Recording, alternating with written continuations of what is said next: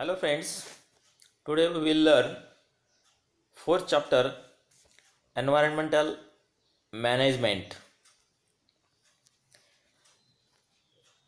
Before that, let's check your previous knowledge. Can you recall? Question first, what is ecosystem? Which are its different components? Friends, especially in 8th class, we have learned about ecosystem. In that class, we learn about the definition of ecosystem. Are you remember that? Okay. It is a community or group of living organisms that live in and interact with each other in a specific environment. विद्यार्थी मित्रो, ecosystem म्हणजे असा समाज किंवा असा एक group जो एकत्रित राहतो आणि त्यांच्यामध्ये एका विशिष्ट अशा वातावरणामध्ये आंतरक्रिया होत असते. त्याला आपण इकोसिस्टम असे म्हणतो. Which are its different components. त्याचे दोन मुख्य कंपोनंट्स आहेत. First biotic component and second abiotic component. आता बायोटिक कंपोनंट म्हणजे काय, तर यामध्ये सर्व लिव्हिंग थिंग्स येतात, म्हणजे सजीव येतात. मग ते प्लांट्स असू शकतात किंवा ॲनिमल असू शकतात. आणि अबायोटिकमध्ये नॉन लिव्हिंग थिंग्स येतात. आणि you know, in ecosystem there is a interaction between these two. It means specially biotic factors are because of abiotic factors. म्हणजे बायोटिक फॅक्टरचं जे काही जीवन आहे, ते काय जीवन जगतात, ते सर्वस्वी कशावर अवलंबून असतं, अबायोटिक फॅक्टरमध्ये असतं. आता अबायोटिक फॅक्टर म्हणजे आपल्या एन्व्हायरमेंटमध्ये जे काही आपल्याला सर्व प्रकारचे निर्जीव घटक आढळतात त्यांना आपण अबायोटिक फॅक्टर म्हणतो. मग निर्जीव घटकमध्ये कोणतं काय काय येऊ शकतं, त्याच्यामध्ये लँड येऊ शकते, सॉइल येऊ शकते, water, all types of minerals सुद्धा आपल्याला या अबायोटिक फॅक्टरमध्ये येते. Is that clear? Okay. Now second question, which are the types of consumers and what are the criteria for their classification? This is the second question. We know about these types of consumer. So you know friends, there are 4 types of consumers. How many types? 4 types. किती types आहेत? 4 प्रकारचे consumers आहेत. आठवतंय का? पहा बरं. पहिल्या प्रकारचा consumer first, that is a herbivores. Second carnivores. Third omnivores. And fourth decomposers. याविषयी आपण बरीचशी माहिती इयत्ता 8वी मध्ये घेतलेली आहे. So there are 4 types of consumers. त्या ठिकाणी आपल्याला 4 प्रकारचे कंझ्युमर पाहायला भेटतात. त्यामध्ये पहिला कोणता आहे? हर्बिओर्स. दुसरा कोणता आहे? कार्निवोर्स.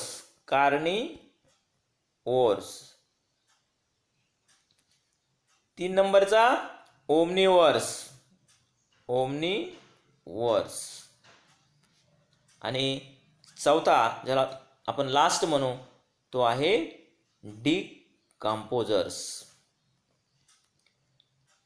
तर हे 4 प्रकारचे आपल्याला कंझ्युमर्स, ज्याचा आपण अभ्यास इयत्ता 8वी मध्ये केलेला आहे. What are the criteria for their classification? आता याचा क्रायटेरिया काय क्लासिफिकेशनचा? The criteria for their classification is according to their position in the food chain. आता फूड चेनमध्ये त्यांची पोझिशन काय आहे, त्या पोझिशनवरून आपल्याला या ठिकाणी हे 4 प्रकारचे जे कंझ्युमर्स आहेत ते मिळतात. Okay, now third question, what may be the relationship between lake and birds on tree.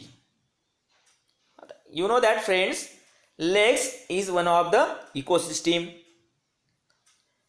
Trees also one of the ecosystem. And suppose they give one example, what may be the relationship between lake and birds on tree. आता एक कल्पना करा, एक तळ आहे, हे समजा तळ आहे आणि या तळ्याच्या काठी त्या ठिकाणी एक ट्री आहे, हे समजा झाड आहे आणि या झाडावर काही पक्षी राहत आहेत. समजा एक suppose birds, there are some birds, they are living on that trees. तो what is the relationship between leg and trees, sorry leg and birds. मग त्या तळ्याच्या मध्ये आणि पक्ष्यामध्ये काय रिलेशनशिप आहे, काय संबंध आहे. Are they dependent to each other, ते एकमेकावर अवलंबून आहेत का, म्हणजे पक्ष्यांचा काही तळ्यापासून फायदा होतो का. Yes, for example trees get water from lake. आता आपण हे पाहू शकतो की जे पक्षी आहेत किंवा जे झाडं आहेत तळ्याकाठी, त्यांना तळ्यापासून काय फायदा आहे, दे गेट वॉटर. आणि वॉटर सोर्स काय आहे त्यांचा, त्यांचा वॉटर सोर्स आहे lake. Is that clear. Okay, now आणि काय करतात ते, तळ्यापासून पाणी घेतात आणि त्यांची वाढ होते. पक्ष्यांचा आणि तळ्याचा काय संबंध आहे, they also get water from lake, त्यांना पण तळ्यापासून पाणी मिळतं. And trees are living place of birds. आणि झाडाचा आणि पक्ष्याचा काय संबंध आहे असं म्हणाल तर birds are living on tree. म्हणजे अशा प्रकारे there is a interaction between these three. या अशा प्रकारे त्या ठिकाणी आंतरक्रिया असते आणि अशीच आंतरक्रिया प्रत्येक इकोसिस्टीममध्ये आपल्याला पाहायला भेटते. Now fourth question, what is difference between food chain and food web. तर या दोन्ही गोष्टीविषयी आपण माहिती घेतलेली आहे. Food chain and food web, या दोन्हीमध्ये मुख्य फरक आपल्याला बरेच सांगता येतील, परंतु मुख्य फरक सांगायचा झाला तर फूड चेनच्या बाबतीमध्ये it follow just one path of energy. Food चेनच्या बाबतीमध्ये जर आपल्याला पाहायचं झालं तर त्या ठिकाणी याच्यामध्ये काय असतं, one path of energy, one path of energy. Energy म्हणजे एकच मार्ग असतो एनर्जी ट्रान्सफरचा. आणि फूड वेबच्या बाबतीमध्ये जर बघायचं झालं तर it shows how plants and animals are connected in many ways. त्याच्यामध्ये अनेक प्रकारच्या प्लांट्स, अनेक प्रकारचे ॲनिमल्स किंवा ज्याला आपण बायोटिक फॅक्टर आणि abiotic factor, how they are connected to each other, not in a single way, in a many way. म्हणजे या ठिकाणी पाथ किती आहेत, या ठिकाणी पाथ आहेत अनेक, मेनी. म्हणजे या ठिकाणी आपण असं म्हणू शकतो की फूड वेबमध्ये अनेक प्रकारच्या फूड चेन आपल्याला पाहायला भेटतात. Okay, is that clear. Okay, now think and answer. विचार करा आणि उत्तरे द्या. First, write the names and category of each of the component shown in picture. आता आपल्यासमोर हे पिक्चर दिसते. या पिक्चरमध्ये एक फूड चेन दिलेली आहे आणि या चेनमधले जे पार्ट्स आहेत त्यांची नावं लिहायची इथं आणि त्यांची पोझिशन लिहायची आहे, त्यांची कॅटेगरी लिहायची आहे. तर आपल्याला सरळ सरळ सांगता येईल ही फूड चेन सुद्धा आपण बघितलेली आहे. So this is a grass, ज्याला आपण काय म्हणू, प्रोड्युसर म्हणू, निर्माता म्हणू. This is most important part in a food chain. Producer म्हणू याला ग्रासला आपण. सो या प्रोड्युसरवर कोण जगतंय? This is a grasshopper. हा ग्रास हॉपर आहे. आणि हा जो ग्रास हॉपर आहे त्याला आपण प्रायमरी कंझ्युमर म्हणतो. प्रायमरी म्हणजे या ग्रासवर सुरुवातीला अन्न म्हणून याचा वापर करणारा, त्याला आपण काय म्हणू? Primary consumer. मराठीमध्ये त्याला प्राथमिक भक्षक असं म्हणू. त्याच्या पुढची जर आपण लेवल बघितली तर या ग्रासहॉपरला कोण खातं, कोण कंझ्युम करतं? तर हा सेकंडरी कंझ्युमर म्हणतो. ह्याला काय म्हणतो आपण? Secondary consumer. सेकंडरी कंझ्युमर म्हणतो आपण. काय? हा frog. Okay, is that clear? त्याच्या पुढे गेलो आपण तर या फ्रॉगवर कुणाची उपजीविका चालते? या स्नेकची चालते. स्नेक. म्हणून याला काय म्हणतो आपण? Tertiary consumer. याला काय म्हणतो? टर्टियरी कंझ्युमर असं म्हणतो. त्याच्या पुढे गेलो आपण तर या टर्टियर कंझ्युमरवर त्या ठिकाणी अशा प्रकारचे पक्षी जीवन जगतात. उदाहरणार्थ हा हॉक दिलेला आहे. हॉक हा जीव जो आहे, धीस बर्ड्स कंझ्युम स्नेक्स. आणि म्हणून याला काय म्हणतो आपण? अपेक्स कंझ्युमर म्हणतो. काय म्हणतो? अपेक्स कंझ्युमर असं म्हणतो. आणि आफ्टर दॅट त्याच्या पुढे जर बघितलं आपण, when these apex consumer becomes dead, जेव्हा ते मरतात त्यावेळेस their body is decomposed bye such type of फंजाय. त्यांची बॉडी अशा प्रकारचे फंजाय काय करतात? डिकम्पोज करतात. म्हणून यांना आपण काय म्हणतो? डिकम्पोजर असं म्हणतो. म्हणजे या पद्धतीने म्हणजे आपल्याला एक गोष्ट लक्षात आली. ग्रास, फर्स्ट ग्रास, त्याला आपण प्रोड्युसर म्हणतो. प्रोड्युसर वर कोण जगतं? म्हणजे प्रोड्युसरला कोण कंझ्युम करतं? Grass hopper. ग्रास हॉपरला कोण कंझ्युम करतं? फ्रॉग. ग्रास हॉपर प्राथमिक भक्षक मध्ये येतो, प्रायमरी कंझ्युमर मध्ये येतो. आणि त्याच्यानंतर जो आहे फ्रॉग, जो की ग्रास हॉपरवर जीवन जगतो, त्याला खाऊन त्याला आपण सेकंडरी कंझ्युमर म्हणतो. आणि त्याच्या पुढची लेवल बघितली तर हा स्नेक जो आहे तो फ्रॉग कंझ्युम करतो, त्याला आपण टर्टियरी कंझ्युमर असं म्हणतो. आणि या स्नेकला हॉकसारखे बर्ड्स त्या ठिकाणी खातात, म्हणून त्याला आपण काय म्हणतो? अपेक्स कंझ्युमर म्हणतो. आणि when apex consumer get dead, वेळेस ते मरतात त्यावेळेस their body is decomposed by some organism, specially micro organism like fungi, त्याला आपण काय म्हणतो? डिकम्पोजर असं म्हणतो. आणि या डिकम्पोजरचा रोल सुद्धा खूप महत्त्वाचा आपल्याला पाहायला भेटतो. Is that clear? Okay, now next question. What is necessary to convert this picture into food web? Why? आता काय गरजेचं आहे? ही फूड चेन जी आहे तिचं आपल्याला कन्व्हर्जन कशामध्ये करायचं आहे? फूड वेबमध्ये करायचं आहे. आणि विद्यार्थी मित्र, आपण इयत्ता 8वी मध्ये माहिती घेतलेली आहे की फूड वेबमध्ये अनेक प्रकारच्या काय असतात? चेन्स असतात, फूड चेन्स असतात. इथं पाहू शकता तुम्ही फक्त एकच पाथ दिलेली आहे एनर्जी ट्रान्सफरची. म्हणजे उदाहरणार्थ जर याचं रूपांतर आपल्याला फूड वेबमध्ये करायचं असेल तर त्या ठिकाणी हा जो ग्रास आहे या ग्रासला फक्त ग्रास हॉपरच खातो का? नाही, तर याला अनेक प्रकारचे काय खातात? ॲनिमल्स खातात. मग फॉर एक्झाम्पल याला काऊ खाते, याला डिअर खातात. म्हणजे अशा प्रकारचे जे प्राणी आहेत ते सगळे प्राणी येतील. आणि पुन्हा मग या प्राण्यांना कोण कंझ्युम करतं? या प्राणी कोणाचा आहार आहे ते सर्व त्या ठिकाणी आले. म्हणजे एक प्रकारची गुंतागुंत, एक प्रकारचं जाळं आपल्या ठिकाणी पाहायला भेटतं. Okay, ecosystem revive. आपण रिवाईव्ह जर बघितलं इकोसिस्टीमचा, तर ecosystem is form by biotic and abiotic factor and their interactions with each other.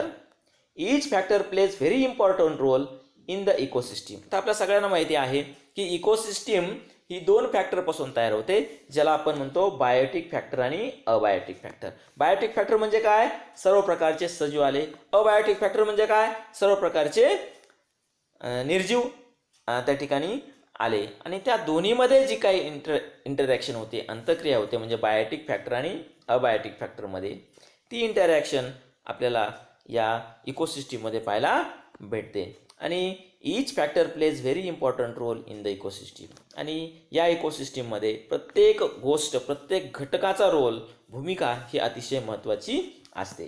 Producers like plant are important. तर आपल्या सगळ्यांना माहिती आहे प्रोड्युसर्स जे आहेत, ऑल प्लांट्स जे आहेत, स्पेशली त्या प्लांट्सला आपण प्रोड्युसर म्हणतो, निर्माते म्हणतो. याच्यामध्ये सगळ्यात बेस आणि मुख्य जो आहे त्याला आपण प्लांट्स किंवा प्रोड्युसर म्हणतो. त्यांचा रोल अतिशय महत्त्वाचा आहे. Herbivores like deer, goat, sheep, cattle, horse, camels feeding upon producer are also important. आणि त्या प्रोड्युसरवर ज्यांची उपजीविका चालते, for example animals like deer, goat, sheep, cattle, horse, camel, हे सर्व प्रकारचे प्राणी आपल्या सगळ्यांना माहिती आहे. आणि हे काय खातात? तर प्लांट्सला खातात, म्हणजे प्रोड्युसरला खातात. यांचा सुद्धा रोल खूप महत्त्वाचा त्या ठिकाणी आहे. आणि त्यानंतरचा पुढचा जो घटक आहे त्याला आपण प्रिडेटर म्हणतो, like lion and tiger which prevent the over population of herbivorous are also equally important. त्यांचा रोल सुद्धा खूप महत्त्वाचा आहे या फूड चेनमध्ये किंवा फूड वेमध्ये. का महत्त्वाचा आहे? कारण हे काय करतात? They prevent over population of herbivorous. काय करतात ते? ओव्हर पॉप्युलेशन म्हणजे हर्बिवोरस प्राण्यांचं जे लोकसंख्या जे आहे, पॉप्युलेशन जे आहे, म्हणजे त्यांच्या लोकसंख्येचा विस्फोट जो होणार आहे, याला काय केलं जातं? त्यांच्याकडून प्रिव्हेंट केलं जातं, प्रतिबंध केला जातो. त्यांची संख्या या ठिकाणी नियंत्रित केली जाते. म्हणून त्यांचा पण त्या ठिकाणी रोल आपल्याला महत्त्वाचा आहे असं लक्षात येतं.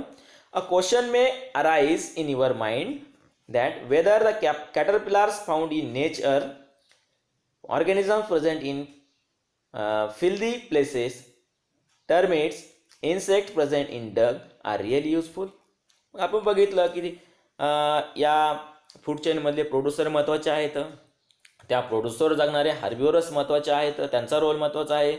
आणि या हार्बिवोरसवर जे त्या ठिकाणी कार्निवर्स जगत आहेत त्यांचा पण रोल महत्त्वाचा आहे, कारण त्याला आपण प्रिडेटर म्हणतो. आणि ते prevent the over population of herbivores, हे सुद्धा त्या ठिकाणी महत्त्वाचं आहे, हे आपल्या लक्षात येतं. परंतु त्या ठिकाणी आपल्या मनामध्ये आणखी एक प्रश्न त्या ठिकाणी निर्माण होतो. आणि तो प्रश्न म्हणजे कोणता प्रश्न होतो? या व्यतिरिक्त सुद्धा अनेक प्रकारचे सजीव आपल्या अवतीभोवती आपल्याला पाहायला भेटतात. For example organisms present in filthy places.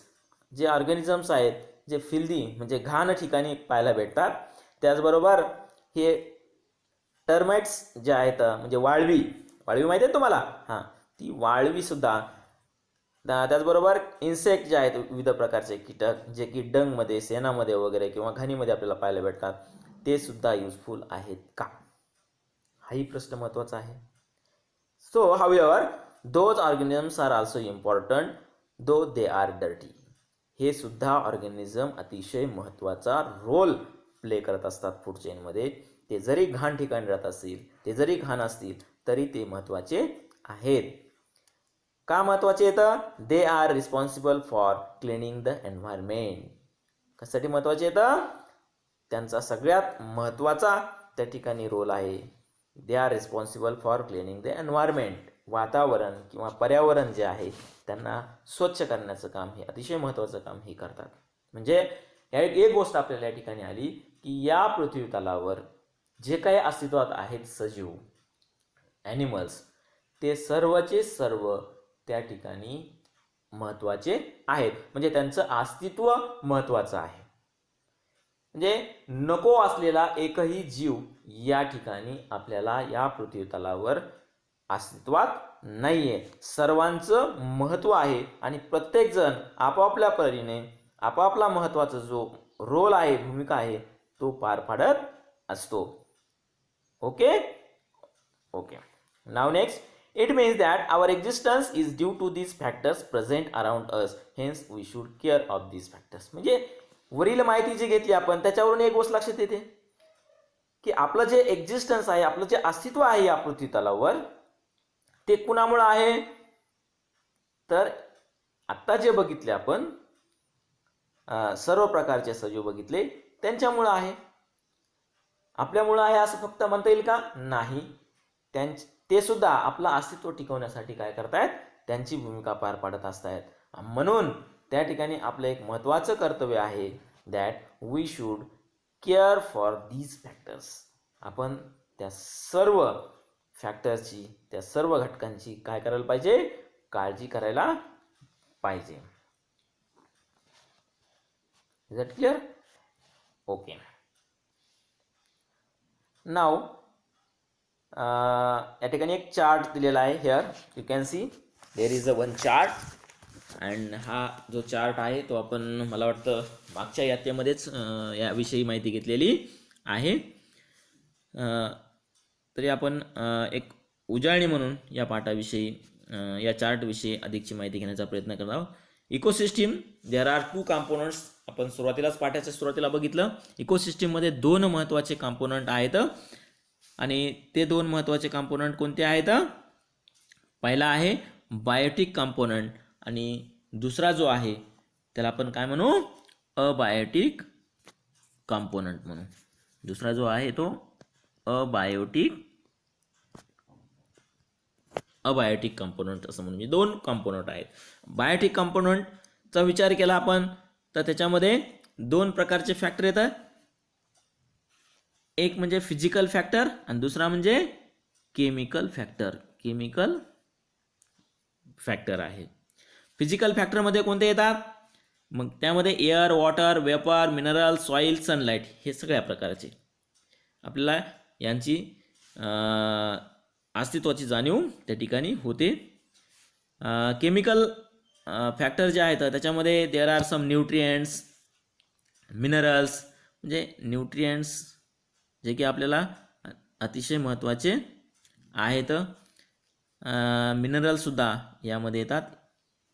या सर्वांना आपण काय म्हणू शकतो, केमिकल फॅक्टर असे म्हणतो. पुढे न्यूट्रिएंट्स आणि मिनरल्स याच्यामध्ये सुद्धा 2 प्रकारचे घटक, 2 प्रकारे त्याच्यामध्ये विभागणी केली जाते. त्याच्यामध्ये एक ऑर्गॅनिक सबस्टन्सेस आणि दुसरं, त्याच्यामध्ये एक इनऑर्गॅनिक सबस्टन्सेस आणि दुसरं ऑर्गॅनिक सबस्टन्सेस, म्हणजे अजैविक आणि जैविक पदार्थ. मग अजैविक पदार्थामध्ये कोणते येतील? Hydrogen, oxygen, nitrogen, calcium, iron, sodium आणि पोटॅशियम हे एलिमेंट्स या ठिकाणी येतील.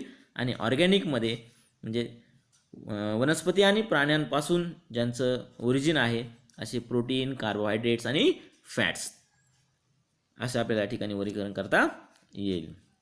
दुसऱ्या बाजूला जर बघितलं आपण त्या ठिकाणी अबायोटिक फॅक्टरमध्ये बायोटिक फॅक्टरमध्ये 2 प्रकारच्या फॅक्टर विषयी माहिती घेतली आपण. त्यामध्ये पहिली घेतली अबायोटिक फॅक्टरची. आता आपण बायोटिक फॅक्टरचा जर विचार केला तर त्या बायोटिक फॅक्टरमध्ये आपल्याला 2 प्रकारचे त्या ठिकाणी प्राणी किंवा ॲनिमल्स पाहायला भेटतात किंवा ऑर्गॅनिझम पाहायला भेटतात. त्यामध्ये एक ॲटोट्रॉपिक आणि दुसरं हेटेरोट्रॉपिक. याविषयी सुद्धा आपण मागच्या यात्रेमध्येच माहिती घेतलेली आहे. ओके. ॲटोट्रॉपिकमध्ये पुढची लेवल आहे प्रोड्युसर. यामध्ये आपण प्लांट्सचा समावेश करतो. प्रोड्युसर त्यामध्ये प्लांट्स येतात.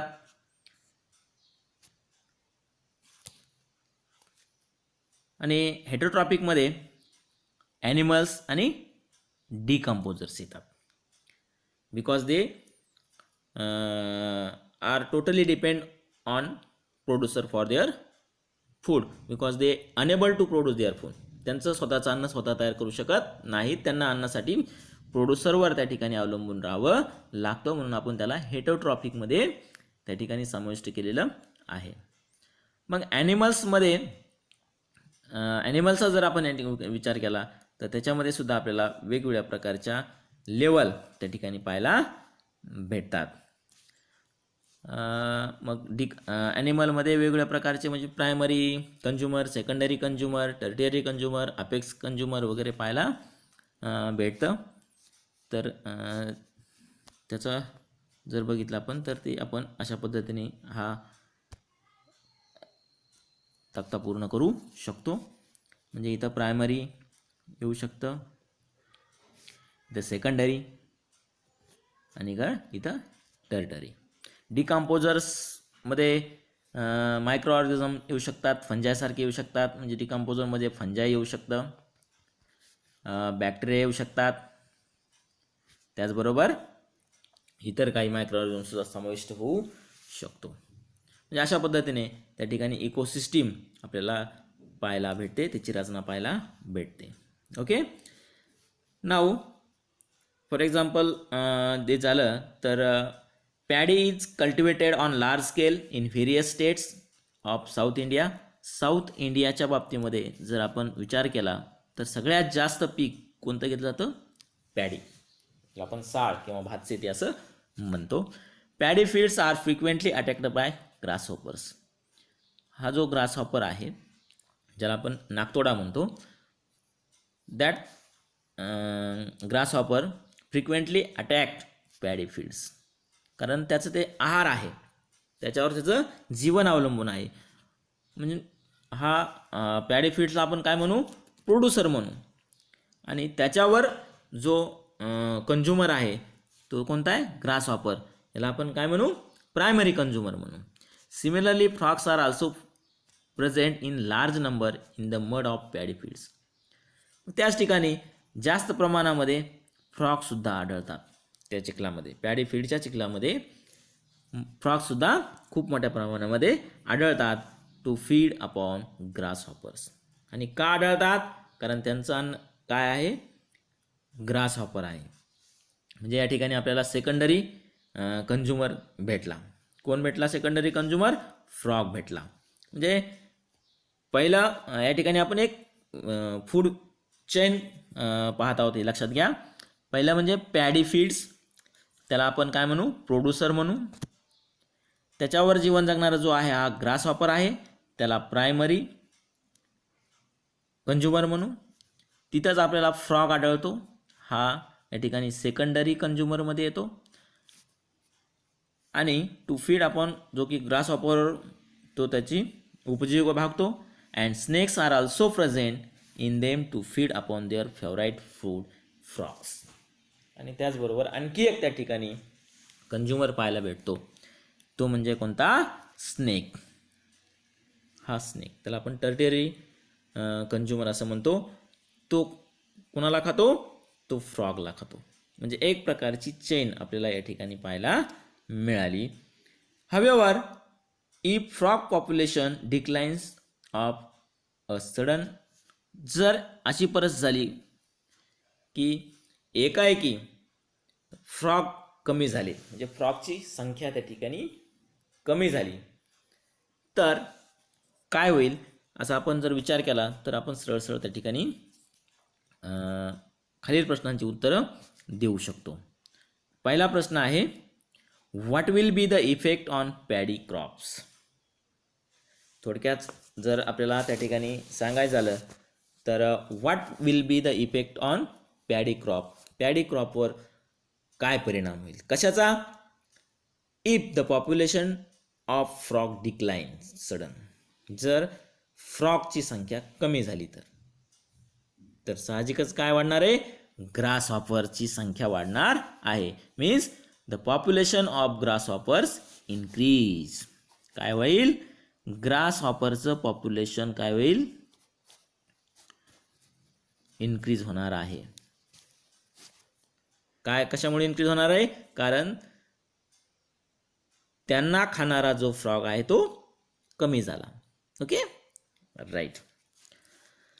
सेकंड क्वेश्चन काय आहे? Number of which consumers will decline and which will increase. म्हणजे कोणता कंझ्युमर हा डिक्लाइन होईल, म्हणजे त्यांची संख्या कमी होईल, म्हणजे त्यांचा ह्रास होईल, आणि कोणता त्या ठिकाणी वाढेल. तर आपण वाढेल सांगितलं, ग्रासहॉपर त्यांची संख्या काय होणार आहे? वाढणार आहे. आणि डिक्लाइन जर कोणता कमी जाणार आहे तर तो म्हणजे स्नेक होणार आहे. स्नेक का होणार आहे स्नेक कमी? कारण ते ज्या जीवावर जगतात म्हणजे फ्रॉगवर जगतात तेच कमी झाले तर त्यांना अन्न मिळणार नाही. They didn't get food because the sudden decline of frogs. आणि म्हणून त्यांना आहार मिळाला नाही तर त्यांची संख्या कमी होणार आहे. म्हणजे कुणाची संख्या कमी होणार? स्नेकची कमी होणार. कुणाची वाढणार? ग्रॉसहॉपरची वाढणार. Is that clear? Now last question, what will B overall effect on that ecosystem? त्या इकोसिस्टीमवर एकूण परिणाम काय होईल? The total ecosystem will get disturb. ती इकोसिस्टीम जी आहे ती पूर्ण काय होऊन जाईल? डिस्टर्ब होऊन जाईल. And that ecosystem does not fulfill the need of organisms which are present in that ecosystem. त्या इकोसिस्टीममध्ये जे काही सजीव पाहायला भेटतात, जे काही फॅक्टर्स पाहायला भेटतात, त्यांची गरज पूर्ण ती इकोसिस्टीम करू शकणार नाहीये. Okay, this is the effect of overall effect on ecosystem. मला वाटतं आता तुम्हाला इथपर्यंत समजलेलं आहे. इथं आपण थांबूयात. Okay, we will stop here and next part we will learn in next lecture. Okay, thank you.